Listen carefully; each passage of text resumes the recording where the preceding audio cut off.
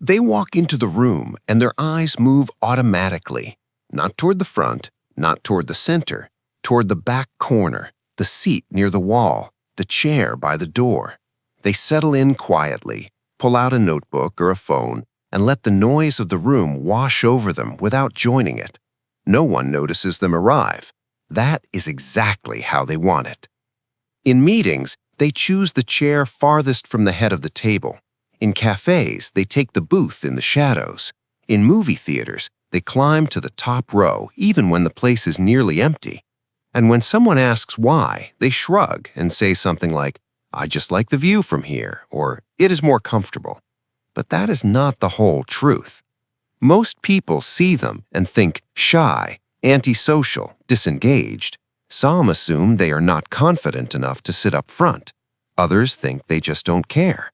But what no one sees is the careful thought that goes into that choice, the quiet preference that has been there since childhood, the invisible need that shapes where they position themselves in every room they enter. Sitting in the back is not about fear. It's not about laziness. It's about control, perspective, and protection. And behind that simple choice lies a psychology most people never stop to notice. People assume that those who sit in the back are hiding, that they lack confidence, that they are avoiding participation or trying to disappear because they are scared of being seen. The common story is simple. Front row equals engaged. Back row equals checked out. But that story misses something important. These people are not absent. They are watching. They are not disengaged. They are observing from a position that feels safer and more honest to them. They are not avoiding the room. They are taking in the whole room at once, in a way that sitting up front never allows. For many of them, this pattern started early. In school, they noticed how sitting in the back gave them space to think, without a teacher's eyes constantly scanning their face for signs of confusion or boredom. It let them absorb information at their own pace, without the pressure of being called on before they were ready. It gave them a buffer, a few extra seconds to prepare if attention did turn their way. Over time, that small preference became a strategy, a way of protecting their energy, a way of staying grounded in environments that feel too loud, too fast, or too demanding. The back row is not where they retreat from life. It is where they position themselves to engage with life on their own terms, without feeling exposed or overwhelmed. Their choice is not about weakness, it is about wisdom. They have learned what they need in order to stay present, and they have quietly built their life around honoring that need. They walk into a lecture hall on the first day of class.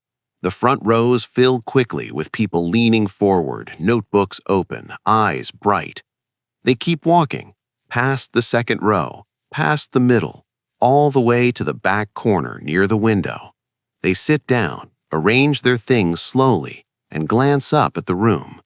From here, they can see everyone, the professor at the front, the eager student raising their hand, the person texting under the desk, the one staring out the window.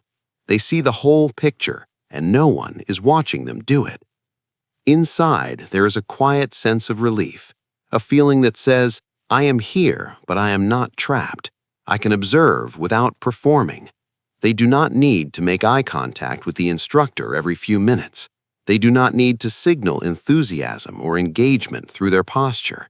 They can simply be present, take in what matters, and let the rest pass by. This position gives them control over their attention. They decide when to focus intensely and when to let their mind drift for a moment, without anyone noticing or judging. This is not laziness. It is a form of self-regulation. They know that being watched drains them. That constant visibility creates a low hum of tension they do not need.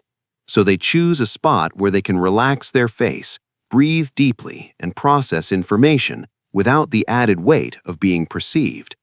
Most people need proximity to stay engaged. These people need distance. They are in a work meeting. The conference table stretches long and narrow. The manager sits at the head. The ambitious ones cluster close, leaning in, making sure their ideas get heard first. They take the seat near the door, or the one against the back wall if the room allows it. They listen carefully, they take notes, but they do not speak unless they have something truly worth saying. Inside, they are filtering. They hear every word, every tone shift, every subtle tension in the room. And because they are not busy performing engagement, they catch things others miss. The moment when someone's suggestion gets talked over, the idea that was dismissed too quickly, the unspoken frustration in the way someone sighs and leans back. When they finally do speak, it is measured, thoughtful, often surprising because people assumed they were not paying attention. But they were. They were just doing it quietly, from a place where they could think clearly without the pressure to react immediately. This pattern comes from a deeper understanding. They learned long ago that constant participation is not the same as real contribution, that sometimes the most valuable thing you can offer is careful observation before you open your mouth. The back seat is not where they disengage, it is where they do their best thinking. They are at a social gathering, a birthday party, a work event, a family reunion. People cluster in the center of the room, voices overlapping, laughter rising and falling in waves. They find a chair near the edge, maybe by the bookshelf, maybe in the hallway just outside the main space, close enough to be part of it, far enough to breathe. From here, they can watch the flow of conversation without being pulled into it constantly. They can decide when to step in and when to stay quiet. They are not antisocial, they enjoy people, but they need to control the intensity, to choose their moments rather than being swept up in the momentum of the group. Inside, they feel the difference between loneliness and solitude. Sitting apart is not the same as being left out. It is a choice they make to preserve their energy, to stay present in a way that feels authentic rather than exhausting. When someone does come over to talk, they are ready. They can give their full attention because they have not been scattering it across a dozen half conversations. This is a strength others often misread as aloofness, but it is actually a form of relational honesty. They would rather have one real exchange than 10 shallow ones, and the back of the room is where they wait for that real exchange to find them. They are sitting in a movie theater. The film has not started yet. The rows in front are filling up, people shuffling in with popcorn and drinks, claiming the so-called best seats in the middle. They are already settled in the back row, the one against the wall. Their back is protected. No one can walk behind them. No one can lean into their space or kick their seat. They can see the whole screen without craning their neck, and if they need to leave early, they can slip out without disturbing anyone. Inside, there is a feeling of safety that is hard to explain to someone who has never needed it. It is not about danger. It is about control over their environment, about minimizing the small, unpredictable intrusions that pull them out of the experience. They are not paranoid. They are just highly aware of how their surroundings affect their ability to relax and focus. This awareness likely formed over years of noticing what made them tense and what allowed them to settle. Maybe as a child, they felt anxious sitting in the middle of a classroom, sensing eyes on the back of their head.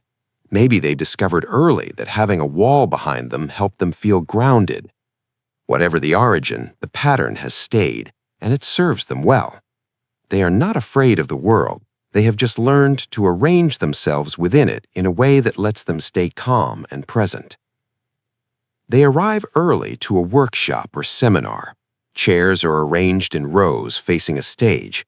Most people will wait and choose their seat once others arrive, using the crowd as a guide. But they do not wait. They walk directly to the back corner and sit down. Then they pull out a book or check their phone, settling into the space before it gets loud and crowded. Inside, there is a quiet confidence in this choice. They know what they need. They are not looking to impress anyone or prove they are engaged by sitting up front. They are here to learn, and they will do that best from a place where they feel in control of their experience.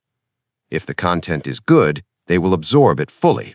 If it is not, they will leave without making a scene. This is a pattern rooted in self-knowledge. They have learned to trust their instincts about what works for them, even when it looks different from what others do. They do not need external validation to feel confident in their choices. The back row is not a compromise. It is an intentional positioning that reflects a deeper understanding of how they function best in the world.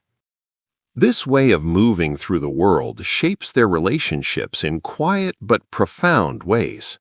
They are not the people who dominate conversations or fill silence with noise. They are the ones who listen carefully, who notice what others miss, who remember small details because they were watching instead of performing. When you talk to them one-on-one, you often feel truly heard. They give you their full attention because they have saved their energy for moments like this, rather than scattering it across a room full of shallow exchanges. But this same quality can be misunderstood. In friendships, their preference for small gatherings over large parties can be read as disinterest.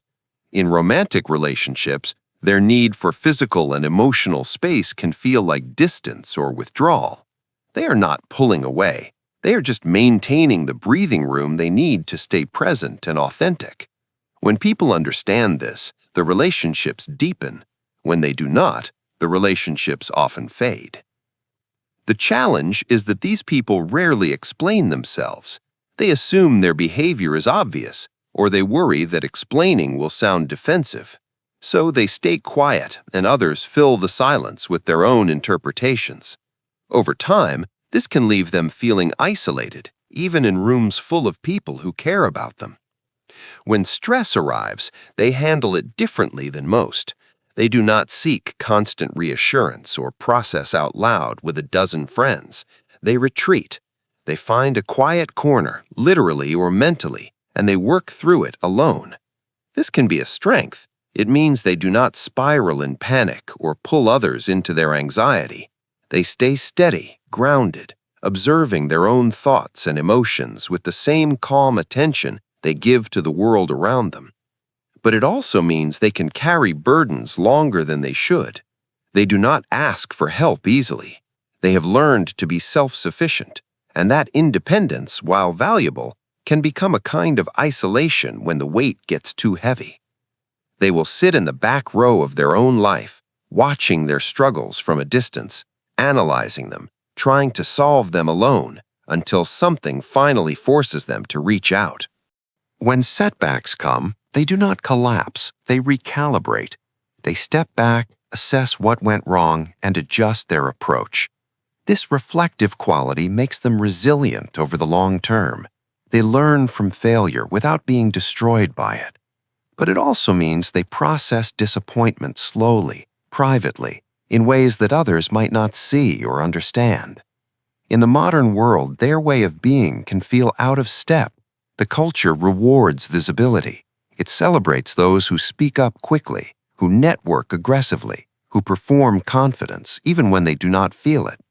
It values the front row, the spotlight, the constant broadcast of self. These people do not fit that mold. They are quiet in a loud world, reflective in a reactive culture. They prefer depth over speed, observation over performance, substance over spectacle. And because of that, they are often overlooked, passed over for promotions because they do not self-promote, underestimated in social settings because they do not dominate the conversation, misunderstood as unambitious or disengaged when they are simply choosing to invest their energy differently. But here's what the world misses. These people bring balance. In a room full of voices competing to be heard, they are the ones listening. In a culture addicted to attention, they offer presence without demand. In spaces dominated by ego and performance, they create room for stillness and reflection. They do not need to be the loudest to be valuable. They just need to be seen for what they actually are. And when they find environments that respect their way of being, workplaces that value thoughtful contribution over constant visibility, friendships that honor quiet depth, communities that make space for different rhythms, they thrive. They do not need to change, they need to be understood. If you are someone who always finds your way to the back row, know this: there is nothing wrong with you. You are not broken. You are not avoiding life. You are navigating it in a way that honors your need for space, perspective, and control. You have learned, through years of quiet observation, what allows you to stay grounded and present. And that self-knowledge is not a weakness. It is a form of wisdom that many people never develop. Your preference for the back seat is not about fear or insecurity. It is about protecting your energy so you can offer your best self when it truly matters. It is about choosing depth over performance, substance over spectacle, real presence over hollow visibility. You see the whole room when others only see what is directly in front of them. You notice the details, the patterns, the unspoken tensions that everyone else misses. And that perspective is valuable, even when the world does not always recognize it. You do not need to force yourself into the front row to prove your worth. You do not need to perform engagement to be truly engaged. You do not need to change the way you move through the world just because it looks different from what others expect. Your way of being is coherent, intentional, and rooted in a deep understanding of who you are and what you need. And to those who do not sit in the back row, who have always wondered about the people who do, they are not checked out. They are not disinterested. They are not less committed or less capable. They are simply wired differently. They process the world from a different vantage point, and when you take the time to understand them, you will find that they have so much to offer: loyalty, depth, thoughtfulness, the kind of presence that does not demand attention but quietly enriches everything around it. The back row is not where people go to hide. It is where they go to see clearly, to think deeply, to stay true to themselves in a world that constantly asks them to be something else. And maybe, if we all learn to respect that a little more, we would create space for different kinds of strength, different rhythms of engagement, different ways of showing up that are just as valid and valuable as any other. If this resonates with you, if you have ever felt misunderstood for the way you choose your seat in the world, share your story in the comments. And if you want more explorations like this, more deep dives into the hidden psychology that shapes how we live and connect, subscribe. There is so much more to uncover together.